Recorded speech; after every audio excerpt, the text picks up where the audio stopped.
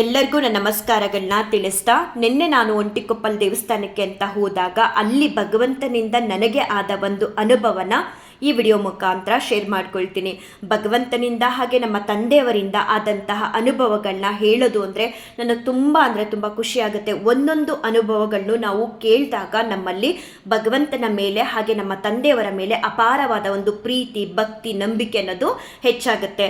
ನಾವು ಮಂತ್ರಾಲಯಕ್ಕೆ ಹೋಗಿ ಬಂದಮೇಲೆ ಮೂವರು ಕೂಡ ಒಂಟಿಕೊಪ್ಪಲ್ಗೆ ಹೋಗಬೇಕು ಅಂತ ಅಂದ್ಕೊಂಡಿದ್ವಿ. ಅಷ್ಟರಲ್ಲಿ ಮಂತ್ರಾಲಯದಲ್ಲೇ ನಮ್ಮ ತಂದೆಯವರೇ ಪ್ರತಿಷ್ಠಾಪನೆ ಮಾಡಿರುವಂತಹ ಶ್ರೀನಿವಾಸ ದೇವರ ದರ್ಶನನ ಮಾಡಿ ಬಂದ್ವಿ. ಸರಿ ಆಯ್ತಲ್ಲ ಅಂದ್ಕೊಂಡು ಸುಮ್ಮನಿದ್ವು. ಅಷ್ಟರಲ್ಲಿ ನಮ್ಮ ಮನೆಯವರು ನನ್ನ ತಮ್ಮನಿಗೆ ಮತ್ತು ನನ್ನ ತಂಗಿಗೆ ಪ್ರಸಾದ ಕೊಡೋದಕ್ಕೆ ಅಂತ ನಾನು ಹೋಗ್ತೀನಿ ಈ ಸಂಡೇ, ಮತ್ತು ನನ್ನ ಮಗಳನ್ನೂ ಕೂಡ ಕರ್ಕೊಂಡು ಹೋಗ್ತೀನಿ, ನೀನು ಬೇಕಾದರೆ ಬಾ, ಅಲ್ಲೇ ಒಂಟಿಕೊಪ್ಪಲ್ಗೆ ಹೋಗಿ ಬರೋಣ ಅಂತ ಹೇಳಿದ್ರು. ಸರಿ ನಾನೇನಂತ ಅಂದ್ಕೊಂಡೆ ಅಂದರೆ ನನಗೆ ಹೋಗೋದಕ್ಕೆ ಒಂದು ಕಡೆ ಇಷ್ಟ, ಆದರೆ ಅದೇ ಸಂಡೇ ನಾವು ಮಂತ್ರಾಲಯದಿಂದ ಬಂದ್ವಲ್ಲ, ಅದ್ರ ನೆಕ್ಸ್ಟ್ ಬಂದಂತಹ ಸಂಡೆ ಹುಣ್ಮೆ ಬಂದಿತ್ತು. ಹುಣ್ಮೆ ದಿನ ನಮ್ಮೂರಲ್ಲಿರುವಂತಹ ದೇವಸ್ಥಾನಗಳಿಗೆ ನಾವು ನಮ್ಮ ಮನೆಯಿಂದ ಪೂಜೆಗೆ ಅಂತ ಕೊಟ್ಟಿರ್ತೀವಿ. ಸೊ ಆ ಪೂಜೆಗೂ ಕೂಡ ಹೋಗಬೇಕು. ಹಿಂದಿನ ದಿನ ಎಲ್ಲ ಜರ್ನಿ ಮಾಡಿ ಬಂದಿದ್ದೀವಿ, ಮತ್ತೆ ಮೈಸೂರಿಗೆ ಹೋಗಿ ಸಂಜೆ ಬಂದು ನನಗೆ ದೇವಸ್ಥಾನಕ್ಕೆ ಹೋಗೋದಕ್ಕೆ ತೊಂದರೆ ಆಗುತ್ತೆ, ಸುಸ್ತಾಗುತ್ತೆ.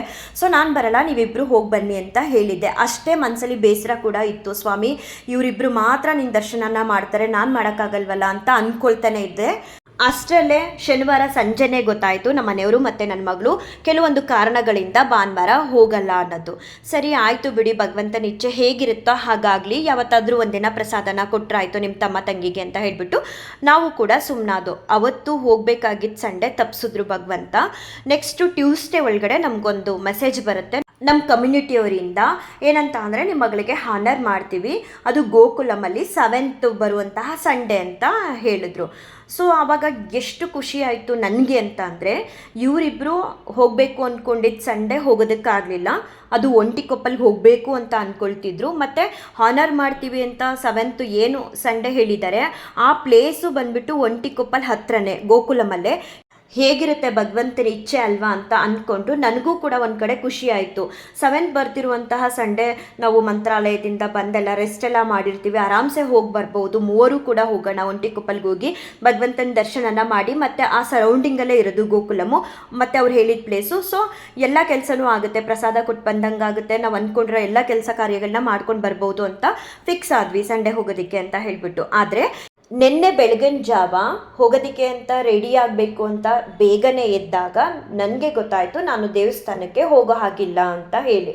ಸರಿ ಅಂತ ಹೇಳಿಬಿಟ್ಟು ನಾನು ಇವರಿಬ್ಬರು ಮಲಗಿದ್ದಾರೆ, ಹೇಗೆ ಡಿಸ್ಟರ್ಬ್ ಮಾಡೋದು, ಸ್ವಲ್ಪ ಬೆಳಿಗ್ಗೆ ಆಗಲಿ ಆಮೇಲೆ ಹೇಳೋಣ ಅಂತ ಹೇಳಿಬಿಟ್ಟು ಫ್ರೆಶ್ ಅಪ್ ಆಗಿ ವೆಯ್ಟ್ ಮಾಡ್ತಾ ಇದ್ದೆ ಇವರಿಬ್ಬರು ಎದ್ದೇಳೋದನ್ನು. ಎದ್ದಾಗ ನಾನು ಹೇಳಿದೆ ಈ ರೀತಿ ನಾನು ದೇವಸ್ಥಾನಕ್ಕೆ ಬರೋ ಹಾಗಿಲ್ಲ, ನೀವಿಬ್ಬರೇ ಹೋಗಿ ಬರೋದಿದ್ರೆ ಹೋಗಿ ಬರ್ತೀರಾ ಅಥವಾ ನಾನು ಬರಲೇಬೇಕಾ ಅಂತ ಕೇಳಿದೆ. ಅದಕ್ಕೆ ನಮ್ಮ ಮನೆಯವರು ಮತ್ತು ನನ್ನ ಮಗಳು ಇಲ್ಲ ನೀನು ಬಾ, ಏನೂ ಆಗಲ್ಲ, ನಾವು ಬಸ್ಸಲ್ಲಿ ಬೇರೆ ಕೂತ್ಕೊಳ್ತೀವಿ, ದೇವಸ್ಥಾನಕ್ಕೆ ಹೋಗೋವರೆಗೂ ನೀನೇ ಬೇರೆ ಸೀಟಲ್ಲಿ ಕೂತ್ಕೋ ಅಂತ ಹೇಳಿಬಿಟ್ಟು ಹೇಳಿದ್ರು. ಸರಿ ನಾನು ಆಯಿತು ಭಗವಂತ ಹಿಂಗಾಗೋಯ್ತಲ್ಲ, ಬರೋ ದಿನನೇ ಹೀಗಾಗಬೇಕಿತ್ತಲ್ಲ ಅಂತ ಮನಸ್ಸಲ್ಲಿ ಒಂದು ಕಡೆ ಎಲ್ಲೋ ಲೈಟಾಗಿ ಬೇಜಾರಾಯಿತು. ಸರಿ ಇರಲಿ ಪರವಾಗಿಲ್ಲ ಅಂತ ಹೇಳಿಬಿಟ್ಟು ಇನ್ನೊಂದ್ಸಲ ಹೋಗಿ ನೋಡೋಣ ಮೈಸೂರಿಗೆ ಹೋದಾಗ ಅಂದ್ಕೊಂಡು ದೇವಸ್ಥಾನದ ಹತ್ರ ಹೋದ್ವಿ. ಮತ್ತೆ ದೇವಸ್ಥಾನದ ಹತ್ರ ಹೋದಾಗ ಏನಾಯಿತು ಅಂತ ಅಂದರೆ, ನಾನು ದೇವಸ್ಥಾನಕ್ಕೆ ಹೋಗೋ ಹಾಗಿರ್ಲಿಲ್ವಲ್ಲ ಒಳಗಡೆ, ನಮ್ಮ ಮನೆಯವರು ಮತ್ತು ನನ್ನ ಮಗಳು ಇಬ್ಬರು ಸ್ಲಿಪ್ಪರ್ನ ಬಿಡೋದಕ್ಕೆ ಅಂತ ಹೇಳಿ ಸ್ಲಿಪ್ಪರ್ ಸ್ಟ್ಯಾಂಡ್ ಹತ್ರ ಹೋಗಿ ಬಿಡ್ತಾಯಿದ್ರು. ನಾನು ಈ ಹೊರಗಡೆ ನಿಂತ್ಕೊಂಡು ಏನು ಮಾಡ್ತೀನಿ, ನಾನು ಇಲ್ಲೇ ನಿಂತಿರ್ತೀನಲ್ವ, ದೇವಸ್ಥಾನದ ಒಳಗಡೆ ಹೋಗಾಗಿಲ್ಲ, ಅದೇನಕ್ಕೆ ಚಪ್ಪಲ್ ಸ್ಟ್ಯಾಂಡ್ಗೆ ಹೋಗಿ ಚಪ್ಪಲ್ ಬಿಡ್ತೀರಾ, ನಾನು ನಿಂತಿರೋ ಕಡೆನೇ ಬಿಡಿ ಬನ್ನಿ, ನಾನೇ ನೋಡ್ಕೊಳ್ತಿರ್ತೀನಿ ಅಂತ ಹೇಳಿದೆ. ಅವರು ಕೂಡ ಹೌದಲ್ವಾ ಅಂತ ಹೇಳಿಬಿಟ್ಟು ನನ್ನ ಹತ್ರನೇ ಚಪ್ಪಲ್ ಬಿಟ್ಬಿಟ್ಟು ದೇವಸ್ಥಾನದ ಒಳಗಡೆ ಹೋದರು. ಭಗವಂತನ ದರ್ಶನ ಎಲ್ಲ ಮಾಡಿಕೊಂಡು ಬಂದರು. ಅವರು ದೇವಸ್ಥಾನದ ಒಳಗಡೆ ಹೋಗಿ ಭಗವಂತನ ದರ್ಶನ ಮಾಡ್ಕೊಂಡು ಬರೋದ್ರಲ್ಲಿ ನನಗೇನಾಯಿತು ಅಂತ ಅಂದರೆ, ನಾನು ಅಲ್ಲೇ ನಿಂತಿದ್ದೆ ಸ್ಲಿಪ್ಪರ್ನ ನೋಡ್ಕೊಳ್ತಾ ನಮ್ಮ ಮನೆಯವ್ರದ್ದು ಮತ್ತು ನನ್ನ ಮಗಳದು. ಮತ್ತು ಅಲ್ಲೆಲ್ಲ ದೇವಸ್ಥಾನದ ಮುಂದೆ ಹೂವಿನ ಅಂಗಡಿಗಳೆಲ್ಲ ಇಟ್ಕೊಂಡಿದ್ರು. ಅಯ್ಯೋ ಭಗವಂತ ಇಷ್ಟು ದೂರ ಬಂದು ನಾನು ಒಳಗಡೆ ಬರೋ ಹಾಗಿಲ್ವಲ್ಲ, ಪರವಾಗಿಲ್ಲ ಬೇಜಾರು ಮಾಡ್ಕೊಳ್ಳಲ್ಲ, ಇನ್ನೊಂದು ದಿನ ಬಂದು ನಿನ್ನ ದರ್ಶನನ ಮಾಡ್ತೀನಿ ಅಂತ ಹೇಳಿಬಿಟ್ಟು ಹಾಗೇ ನೋಡ್ತಾ ನಿಂತಿರಬೇಕಾದ್ರೆ ನಾನು ನಿಂತಿದ್ದ ಲೆಫ್ಟ್ ಸೈಡ್ಗೆ ಈ KRS ರೋಡಿಂದ ಬಂದಾಗ ದೇವಸ್ಥಾನಕ್ಕೆ ಹೋಗೋ ಎಂಟ್ರೆನ್ಸಲ್ಲೇ ಸಿಗುತ್ತೆ ಒಂದು ಕೊಟ್ಟಿಗೆ ಥರ ಇದೆ. ನನಗೆ ನಾವು ಹಳ್ಳಿಲಿ ಹುಟ್ಟಿ ಬೆಳೆದಿರೋದ್ರಿಂದ ಅದನ್ನು ನೋಡಿದ ತಕ್ಷಣ ಸೇಮ್ ಕೊಟ್ಟಿಗೆ ಅಂತಲೇ ಕಾಣಿಸ್ತು. ಒಂದು ರೀತಿ ಕೊಟ್ಟಿಗೆ ಥರ ಇದೆ, ಅದು ನೋಡಿದ ತಕ್ಷಣ ಹಾಗೆ ಅನಿಸುತ್ತೆ. ಆ ಒಂದು ಕೋಣೆ ಒಳಗಡೆ ರೂಮ್ ಒಳಗಡೆ ಒಂದು 4-5 ಡ್ರಮ್ಗಳನ್ನ ಇಟ್ಬಿಟ್ಟಿದ್ದಾರೆ. ಅದು ಬ್ಲೂ ಕಲರ್ ಡ್ರಮ್ಗಳನ್ನ ಇಟ್ಬಿಟ್ಟು ಅದರ ತುಂಬ ತುಳಸಿ ತುಂಬಿದ್ದಾರೆ. ನಾನು ಇದೇನಿದು ಇಷ್ಟೊಂದು ತುಳಸಿ ತುಂಬಿದಾರಲ್ಲ ಅಂತ ಹೇಳಿಬಿಟ್ಟು ನೋಡಿದಾಗ ಅಲ್ಲಿ ಬೋರ್ಡ್ ಹಾಕಿದ್ರು, ದೇವ್ರಿಗೆ ಹಾಕುವ ಹೂಗಳನ್ನು ಹಾಕುವ ಜಾಗ ಇದು ಅಂತ ಹೇಳಿ ಮೆನ್ಷನ್ ಮಾಡಿದರು. ಸರಿ, ನಾನು ಇದೇನಿದು ಅಕಸ್ಮಾತ್ ದೇವಸ್ಥಾನಕ್ಕೆ ಅಂತ ಹೊರಗಡೆಯಿಂದ ಬರ್ತಾರಲ್ಲ ಅವರೇನಾದರೂ ಮನೆಯಿಂದ ದೇವ್ರಿಗೆ ಹಾಕಿದ ಹೂಗಳನ್ನ ಥ್ರೋ ಮಾಡೋಕ್ಕೆ ತಂದಾಗ ಅದನ್ನ ಇಲ್ಲಿ ಹಾಕೋದಕ್ಕೆ ಅಂತ ಇಟ್ಟಿರೋದ, ಅಥವಾ ನಿಜವಾಗ್ಲೂ ಈ ದೇವಸ್ಥಾನದಲ್ಲಿ ಹಾಕುವಂಥ ಹೂಗಳನ್ನ ತಂದು ಇಲ್ಲಿ ಡಂಪ್ ಮಾಡ್ತಾರಾ ಅಂತ ಗೊತ್ತಿಲ್ಲದೆ ಸುಮ್ಮನೆ ಹಾಗೆ ಯೋಚನೆ ಮಾಡ್ತಾ ಇದ್ದೆ, ಏನಿರ್ಬೋದು ಇದು ಅಂತ ಹೇಳಿಬಿಟ್ಟು ಅಲ್ಲಿರುವಂಥ ಹೂವಿನ ಅಂಗಡಿಗಳನ್ನೆಲ್ಲ ನೋಡ್ತಾ ನಿಂತಿದ್ದೆ, ಇವರಿಬ್ಬರು ದೇವಸ್ಥಾನದಿಂದ ಹೊರಗಡೆ ಬರಲಿ ಅಂತ ಕಾಯ್ತಾ. ಅಷ್ಟರೊಳಗಡೆ ಹೆಂಗೆ ಭಗವಂತ ನನಗೆ ಸ್ಪಂದಿಸ್ತಾನೆ ಅಂತ ಅಂದರೆ ನಿಜವಾಗ್ಲೂ ಅಷ್ಟಿಷ್ಟೆಲ್ಲ ಖುಷಿಯಾಗೋದು. ಒಬ್ಬರು ಲೇಡಿ ಮುತ್ತೈದೆ ಅಲ್ಲಿ ಕೆಲಸ ಮಾಡುವಂಥವರೇ ಇರಬೇಕು. ಎರಡು ಕೈಯಲ್ಲಿ ನಾವು ಬಟ್ಟೆ ಒಣಗಾಕೋದಕ್ಕೆ ಅಂತ ಬಕೆಟ್ನ ಎತ್ಕೊಂಡು ಹೋಗ್ತೀವಲ್ಲ, ಹಾಗೆ ಒಂದು ಬಕೆಟ್ ಒಳಗಡೆ ಹೂವು ತುಳಸಿ ಎಲ್ಲ ತುಂಬ್ಕೊಂಡು ಬಂದ್ಬಿಟ್ಟು ಆ ಡಂಪ್ ಮಾಡುವಂಥ ನಾನೇನು ಕೊಟ್ಟಿಗೆ ಅಂತ ಮೆನ್ಷನ್ ಮಾಡಿದೆ ಆ ಜಾಗದೊಳಗಡೆ ಹೋಗಿ ಹಾಕ್ಬಿಟ್ಟು ವಾಪಸ್ ಬಂದರು. ಸರಿ, ನಾನು ವಾಪಸ್ ಬಂದ ತಕ್ಷಣ ಅವ್ರನ್ನ ಕೇಳಿದೆ, ಅಮ್ಮ ನೀವೀಗ ತಂದು ಹಾಕಿದ ಹೂವು ಯಾವುದು ಅಂತ ಕೇಳಿದೆ. ಅದಕ್ಕೆ ಅವ್ರು ಹೇಳಿದ್ರು, ತಿಮ್ಮಪ್ಪನಿಗೆ ಹಾಕ್ತಾರಲ್ಲ ಆ ಹೂವನ್ನ ತಂದು ಇಲ್ಲಿ ಹಾಕ್ತೀವಿ, ಆ ಹೂವನ್ನ ತಂದು ಹಾಕೋ ಜಾಗನೇ ಇದು ಅಂತ ಹೇಳಿದ್ರು. ಸರಿ, ಅವ್ರು ಹಂಗೆ ಹೇಳಿಬಿಟ್ಟು ಪಾಸ್ ಆದ ತಕ್ಷಣ ನನ್ನ ಮನಸ್ಸಿಗೆ ಏನು ಅನ್ನಿಸ್ತು ಅಂತ ಅಂದರೆ ಆ ಹೂನ ನಾನು ಹೋಗಿ ಎತ್ಕೋಬೇಕು ಅಂತ. ನಾನು ಫಸ್ಟು ಡೇ ಇದ್ದೀನಿ ಪೀರಿಯಡ್ಸ್ ಆಗಿ, ಹೋಗಿ ಅದನ್ನು ಎತ್ಕೊಳ್ಳೋ ಹಾಗಿಲ್ಲ. ಭಗವಂತನಿಂದ ಹೆಂಗೆ ಪ್ರೇರಣೆ ಆಯಿತು ನನಗೆ ಅಂದರೆ ಅದನ್ನು ಎತ್ಕೋ ಅಂತ ಹೇಳಿ ಒಂದು 4-5 ಡ್ರಮ್, ನಾವು ನೀರು ತುಂಬಿಸೋದಕ್ಕೆ ಡ್ರಮ್ ಯೂಸ್ ಮಾಡ್ತೀವಲ್ಲ ಮನೆಗಳಲ್ಲಿ, ನೀರು ಪ್ರಾಬ್ಲಮ್ ಆದಾಗ ಆ ರೀತಿದು ಡ್ರಮ್ಗಳನ್ನಿಟ್ಟಿದ್ರು.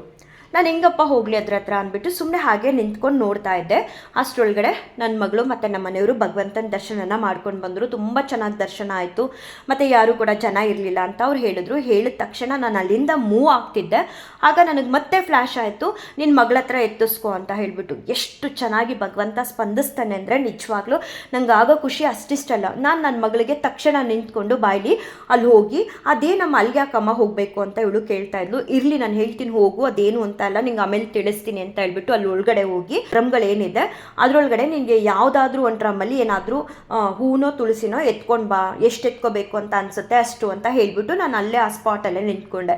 ಸೊ ಅವಳು ಹೋಗ್ಬಿಟ್ಟು ಅಲ್ಲಿ ಒಂದು 3-4 ಒಟ್ನಲ್ಲಿ ಡ್ರಮ್ಗಳಿತ್ತು ಸುಮಾರು. ಸೊ ಅದರಲ್ಲಿ ಒಂದು ಡ್ರಮ್ಮಲ್ಲಿ ಆಗ ತಾನೇ ಫ್ರೆಶ್ ಆಗಿ ತಂದು ಹಾಕಿದ್ರಲ್ಲ ಭಗವಂತನ ಮೈ ಮೇಲೆ ಧರಿಸಿದಂತಹ ಹೂಗಳನ್ನ ತುಳಸಿನ ಆ ಒಂದು ಡ್ರಮ್ ಒಳಗಡೆಯಿಂದ ತುಳಸಿನ ಕಿತ್ಕೊಂಡ್ಲು. ಸರಿ, ಇದನ್ನು ಬ್ಯಾಗಲ್ಲಿ ಇಟ್ಕೋ, ಆ ಬ್ಯಾಗ್ನ ನನಗೆ ತೂಗಿಸ್ಬೇಡ ಅಂತ ಹೇಳಿಬಿಟ್ಟು ಅಲ್ಲಿಂದ ಹೊರಟ್ವಿ. ಮುಂದೆ ಬಂದು ನಮ್ಮ ಮನೆಯವ್ರಿಗೆ ಮತ್ತು ನನ್ನ ಮಗಳಿಗೆ ಒಂದು ಫೋಟೋ ತೊಗೊಳ್ಳೋಣ ಅಂತ ಹೇಳಿಬಿಟ್ಟು ಫೋಟೋ ತೊಗೊಳ್ಳೋದಕ್ಕೆ ಅಂತ ನಾನು ಹಿಂಗೆ ಅವರಿಬ್ಬರನ್ನು ನಿಲ್ಲಿಸಿ ಧ್ವಜ ಕಂಬದ ಹತ್ರ ಫೋಟೋ ತೆಗಿಯೋದಕ್ಕೆ ಅಂತ ಹಿಂಗೆ ಫೋನ್ನ ಎತ್ತುತ್ತೀನಿ. ನನ್ನ ಎದುರಿಗೇನೆ ವೆಂಕಟೇಶ್ವರ ಸ್ವಾಮಿ ಕಾಣಿಸ್ತಾರೆ. ಎಷ್ಟು ಖುಷಿ ಆಯಿತು ಅಂದರೆ ನನಗೆ ಆ ಹೂನ ಡಂಪ್ ಮಾಡುವಂಥ ಅಂದರೆ ಭಗವಂತನಿಗೆ ಧರಿಸಿದಂತಹ ಹೂಗಳನ್ನ ಡಂಪ್ ಮಾಡೋ ಜಾಗದಲ್ಲಿ ನಿಂತ್ಕೊಂಡಾಗ ಒಂದು ಕಡೆ ಹೆಂಗೆ ಅನ್ನಿಸ್ತಿತ್ತು ಅಂದರೆ ತಂದೆ ತಾಯಿ ಹತ್ರ ಕರ್ಕೊಂಡು ಬಂದುಬಿಟ್ಟು ಮಕ್ಕಳನ್ನ ಕಣ್ಣಿಗೆ ಬಟ್ಟೆ ಕಟ್ಬಿಟ್ಟು ನಿಲ್ಲಿಸ್ಬಿಟ್ಟಿದ್ದಾನಲ್ಲಪ್ಪ ಭಗವಂತ, ಹೆಂಗಪ್ಪ ಇರೋದು ಅನ್ನೋ ಒಂದು ಫೀಲ್ ಆದರೆ ಆಯಿತು ಬಿಡಪ್ಪ ಪರವಾಗಿಲ್ಲ, ನಾನು ಇನ್ನೊಂದು ಸಲ ಬಂದು ನಿಮ್ಮ ದರ್ಶನನ ಮಾಡ್ತೀನಿ ಅನ್ನೋ ಫೀಲ್ ಒಂದು ಕಡೆ ಇತ್ತು. ಅಷ್ಟರಲ್ಲೇ ಭಗವಂತನ ದರ್ಶನ ಎಷ್ಟು ಚೆನ್ನಾಗಾಯಿತು, ನನಗೆ ಒಳಗಡೆ ಹೋಗಾಗಿಲ್ಲ. ಫಸ್ಟು ಡೇ ಹೆಂಗೆ ಅನ್ನಿಸ್ತು ನನಗಂತೂ ಅಂದರೆ ಇವರಿಬ್ಬರನ್ನು ನಿಲ್ಲಿಸಿ ಹಿಂಗೆ ಫೋಟೋ ತೆಗಿಯೋದಕ್ಕೆ ಅಂತ ಹಿಂಗೆ ಕ್ಯಾಮ್ರಾನ ಹಿಡಿದಾಗ ಡೈರೆಕ್ಟಾಗಿ ಕಾಣಿಸ್ತಾರೆ. ನಾನು ಅಲ್ಲಿ ನಿಂತಿದ್ದಾಗ ಸುಮಾರು ಸಲ ಅಂದ್ಕೊಂಡೆ ಯಾಕೆ ಹೋಗೋ ಬರೋ ವೆಹಿಕಲ್ ಅವರೆಲ್ಲ ಅಲ್ಲಿ ಸ್ಪಾಟಲ್ಲಿ ಅಂದರೆ ಆ ಧ್ವಜಸ್ತಂಭದ ಹತ್ರ ನಿಲ್ಲಿಸ್ಬಿಟ್ಟು ಹಿಂಗೆ ನಮಸ್ಕಾರ ಮಾಡ್ಕೋತಾರೆ ಅಂತ ನನಗೆ ಗೊತ್ತೇ ಇರಲಿಲ್ಲ ನಿಜವಾಗ್ಲೂ ಹೇಳಬೇಕಂದಾಗ. ನಾನು ಹಿಂಗೆ ಫೋಟೋ ತೆಗಿಯೋಕ್ಕೆ ಹೋದಾಗ ಗೊತ್ತಾಯಿತು ದೇವರು ನಮ್ಮ ಎದುರಿಗೆ ಕಾಣಿಸ್ತಾರೆ. ಅದಕ್ಕೆ ಆ ಜಾಗದಲ್ಲಿ ನಿಲ್ಲಿಸಿ 1-2-3 ನಿಮಿಷ ದರ್ಶನ ಮಾಡಿ ಕೈ ಮುಗಿದು ವೆಹಿಕಲ್ ಅವರೆಲ್ಲ ಹೋಗ್ತಿದ್ದಾರೆ ಅನ್ನೋದು ನನಗೆ ಆಮೇಲೆ ಗೊತ್ತಾಯಿತು. ಫೋಟೋನ ಹಿಂಗೆ ತೆಗಿಯೋದಕ್ಕೆ ಅಂತ ಹೋದಾಗ ನನ್ನ ಕಣ್ಣಿಗೆ ಭಗವಂತ ಕಾಣಿಸಿದ್ರು. ನಾನು ಅವಾಗ ಅಯ್ಯೋ ನನ್ನ ಪೀರಿಯಡ್ಸ್ ಆಗಿದ್ದೀನಿ, ಫಸ್ಟ್ ಡೇ ಕಣ್ಣು ಮುಚ್ಕೋಬೇಕು ಅಂತ ಮುಚ್ಕೊಳಕ್ಕಾಗತ್ತಾ? ಭಗವಂತನ ದರ್ಶನ ಕಾಣಿಸ್ತಿರ್ಬೇಕಾದ್ರೆ ನಾನು ಫಸ್ಟ್ ಡೇ ಡೇಟ್ ಆಗಿದ್ದೀನಿ ಅದು ಯಾವುದು ಕೂಡ ನಾನು ನೋಡಲಿಲ್ಲ. ಕೈ ಎತ್ತಿ ಗೋವಿಂದ ಗೋವಿಂದ ಗೋವಿಂದ ಅಂತ ಹೇಳೇ ಬಿಟ್ಟೆ. ಎಷ್ಟು ಚೆನ್ನಾಗಿ ದರ್ಶನ ಆಯಿತು ಅಂದರೆ ಅಲ್ಲಿ ನಿಂತ್ಕೊಂಡು ನಾನೇನು ಸಫರ್ ಫೀಲ್ ಮಾಡ್ತಾ ಇದ್ದೆ, ಸ್ವಾಮಿ ಇಷ್ಟತ್ರ ಬಂದು ನಿನ್ನನ್ನು ನೋಡೋಕ್ಕಾಗ್ತಿಲ್ಲ, ಹೋಗಲಿ ಬಿಡಪ್ಪ ಇನ್ನೊಂದು ಸಲ ಬರ್ತೀನಿ ಅಂತ ಎಷ್ಟು ಸಫರಿಂಗ್ ಇತ್ತು ನನ್ನ ಮನಸ್ಸೊಳಗಡೆ.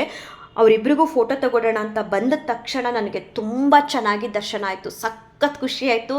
ಅಲ್ಲೇ ನಿಂತ್ಕೊಂಡು ಇನ್ನು ಭಗವಂತನ ನೋಡಿದ್ಮೇಲೆ ಕೈ ಮುಗಿದೇ ಇರೋಕ್ಕಾಗತ್ತಾ? ಕೈ ಮುಗಿದು ಮನಸ್ಸಿಗೆ ತೃಪ್ತಿ ಅನ್ನೋಷ್ಟ್ರ ಮಟ್ಟಿಗೆ ಭಗವಂತನ ದರ್ಶನನ ಮಾಡಿಕೊಂಡು ಅಲ್ಲಿಂದ ಹೊರಟೆ. ನನಗೆ ಹೊಸ ವರ್ಷ ದಿನ, ಅದಕ್ಕೂ ಮುಂಚೆ ವೈಕುಂಠ ಏಕಾದಶಿ ಇತ್ತು. ನಮ್ಮ ಮನೆ ಹತ್ರ ಇರುವಂತಹ ಶ್ರೀನಿವಾಸನ ದೇವಸ್ಥಾನದಲ್ಲಿ ಕಾಪಾಸ್ತ್ರ ಅಂತ ಹೇಳಿ ಹತ್ತಿಯಿಂದ ಅಲಂಕಾರನ ಮಾಡಿದರು. ಆ ಕಾಪಾಸ್ತ್ರ ಸೇವೆಗೆ ನಾನೇನು ಅಮೌಂಟನ್ನು ಪೇ ಮಾಡಿರಲಿಲ್ಲ. ವೈಕುಂಠ ಏಕಾದಶಿ ದಿನ ಹೋಗ್ಬಿಟ್ಟು ಭಗವಂತನ ದರ್ಶನ ಮಾಡಿ ಬಂದಿದ್ದೆ. ನೆಕ್ಸ್ಟು ಹೊಸ ವರ್ಷ ಇತ್ತು, ನಮ್ಮ ತಂದೆಯವ್ರ ದರ್ಶನ ಮಾಡೋದಕ್ಕೆ ಅಂತ ಮಠಕ್ಕೆ ಹೋಗಿ ದರ್ಶನ ಮಾಡಿ ಬರಬೇಕಾದ್ರೆ ಶ್ರೀನಿವಾಸನ ದೇವಸ್ಥಾನಕ್ಕೂ ಹೋಗಿದ್ದೆ. ದರ್ಶನ ಎಲ್ಲ ಮುಗಿಸಿ ಗೇಟ್ ಹತ್ರ ಬರಬೇಕಾದ್ರೆ ಆ ಪೂರೈತರು ಕರೆದು ನನಗೆ ಆ ಭಗವಂತನ ಮೈ ಮೇಲೆ ಹಾಕಿದಂತಹ ಕಾಪಾಸ್ತ್ರ ಅಂದರೆ ಹತ್ತಿನ ನನ್ನ ಕೈಗೆ ಕೊಟ್ಟರು. ಅವತ್ತು ಆ ಅನುಭವನೂ ಕೂಡ ನಾನು ವಿಡಿಯೋ ಮುಖಾಂತರ ಶೇರ್ ಮಾಡ್ಕೊಂಡಿದ್ದೀನಿ. ಆ ಪಿಕ್ಗಳು ಕೂಡ ನಾನು ಹಾಕಿದ್ದೀನಿ. ತುಂಬ ಖುಷಿಯಾಗಿತ್ತು ಅವತ್ತು. ಅದಾದ ಮೇಲೆ ನಿನ್ನೆ ನಾನು ಒಂಟಿಕೊಪ್ಪಲ್ಗೆ ಭಗವಂತನ ದರ್ಶನಕ್ಕೆ ಅಂತ ಹೋದಾಗ ನಾನು ಫಸ್ಟು ಡೇ ಭಗವಂತನ ದರ್ಶನ ಮಾಡೋ ಹಾಗಿಲ್ಲ.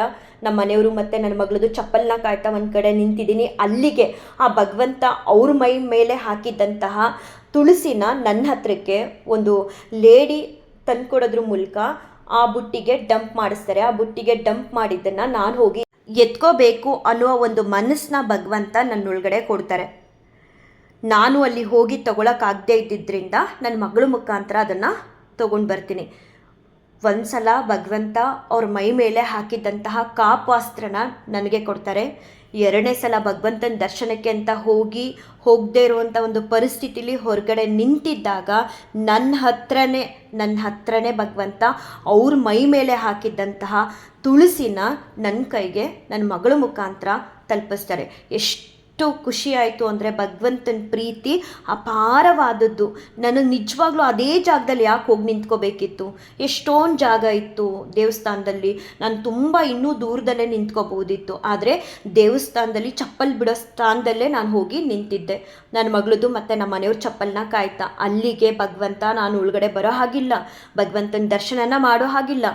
ಆದರೂ ನೋಡಿ ಭಗವಂತ ಅವ್ರ ಮೈ ಮೇಲಿದ್ದಂತಹ ತುಳಸಿನ ನನ್ನ ಮಗಳು ಬಂದಿದ್ದಾಳೆ ಅವಳಿಗೆ ಕೊಡಬೇಕು ಅಂತ ಹೇಳಿ ಕೊಟ್ಟು ಕಳಿಸಿದ್ರು. ಅಲ್ಲಿ ನಿಂತಾಗಲೂ ಕೂಡ ನಾನು ಡೌಟ್ ಪಟ್ಟೆ, ಇದು ಹೊರಗಡೆಯಿಂದ ಜನ ತಂದು ಹಾಕುವಂತಹ ಬುಟ್ಟಿನ ಅಥವಾ ಈ ದೇವಸ್ಥಾನದ್ದೇನಾ ಅಂತ. ಅದೇ ಸಮಯಕ್ಕೆ ಒಂದು ಮುತ್ತೈದೆ ಹೆಂಗಸು ಬರ್ತಾ ಬುಟ್ಟಿನ ತಂದು ಬುಟ್ಟಿ ಒಳಗಡೆ ಇರೋದನ್ನು ಡಂಪ್ ಮಾಡಿ ಹೋಗ್ತಾರೆ. ಅವ್ರು ಕೇಳಿದಾಗ ಹೌದು ಇದು ದೇವಸ್ಥಾನಕ್ಕೆ ಭಗವಂತ ತಿಮ್ಮಪ್ಪನಿಗೆ ಹಾಕಿದ್ದೆ ಅಂತ ಹೇಳಿ ಹೋಗ್ತಾರೆ. ಆಗ ಮನಸ್ಸು ಇನ್ನೂ ನನಗೆ ಹೋಗಿ ತಗೋಬೇಕು ಅನ್ನೋ ಪ್ರೇರಣೆನ ಮಾಡುತ್ತೆ. ಸೊ ನನ್ನ ಮಗಳನ್ನ ಕಳಿಸಿ ಅಲ್ಲಿಗೆ ನಾನು ತುಳಸಿನ ತರಿಸ್ಕೊತೀನಿ. ಸಿಕ್ಕಾಬಟ್ಟೆ ಖುಷಿ ಆಯಿತು. ಮೊದಲನೇ ಸಲ ಅವ್ರ ಮೈ ಮೇಲೆ ಇದ್ದಿದ್ದು ಕಾಪಾಸ್ತ್ರನ ನನಗೆ ತೆಕ್ಕೊಟ್ರು. ಎರಡನೇ ಸಲ ಭಗವಂತನ ದರ್ಶನಕ್ಕೆ ಒಂಟಿಕೊಪ್ಪಲ್ಗೆ ಹೋದಾಗ ಅವ್ರ ಮೈ ಮೇಲೆ ಇದ್ದಿದ್ದು ತುಳಸಿನ ಹೇಗೋ ತಲುಪಿಸ್ಬಿಟ್ರು ನನಗೆ. ಅಷ್ಟಿಷ್ಟಲ್ಲ, ಭಗವಂತನ ಪ್ರೀತಿ ಅಪಾರವಾದದ್ದು. ಆಮೇಲೆ ಭಗವಂತನ ಇಚ್ಛೆ ಹಾಗೆ ನಮ್ಮ ಮನೇಲಿ ಎಲ್ಲವೂ ಕೂಡ ನಡೆಯೋದು. ನಮ್ಮ ಸುಖ, ಸಂತೋಷ, ನೆಮ್ಮದಿ ಎಲ್ಲವೂ ಕೂಡ ಭಗವಂತನ ಕೈಲಿದೆ.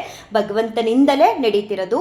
ಭಗವಂತನ ಇಚ್ಛೆ ಹಾಗೆ ನನ್ನ ಮಗಳಿಗೆ ನಿನ್ನೆ ರಾಮಕೃಷ್ಣ ಆಶ್ರಮದ ಗುರುಗಳು ನನ್ನ ಮಗಳಿಗೆ ಹಾನರ್ ಮಾಡಿ ಕ್ಯಾಶ್ ಪ್ರೈಸ್ನ ಕೊಟ್ಟರು. ಜೊತೆಗೆ IAS ಆಫೀಸರ್ ಜೈರಾಮರಾಜರ್ಸ್ ಅಂತ ಹೇಳಿ ನಮ್ಮವರೇ, ಅವರು ಕೂಡ ನನ್ನ ಮಗಳಿಗೆ ಕಂಗ್ರಾಟ್ಸ್ ಹೇಳಿ ಅವ್ರ ಜೊತೆ ಒಂದೆರಡು ಫೋಟೋಗಳನ್ನ ತೆಗೆಸ್ಕೊಂಡು ಅವರೆಲ್ಲರ ಸಮ್ಮುಖದಲ್ಲಿ ಒಂದು ಹಾನರ್ ಅನ್ನೋದನ್ನು ಮಾಡಿದ್ರಲ್ಲ.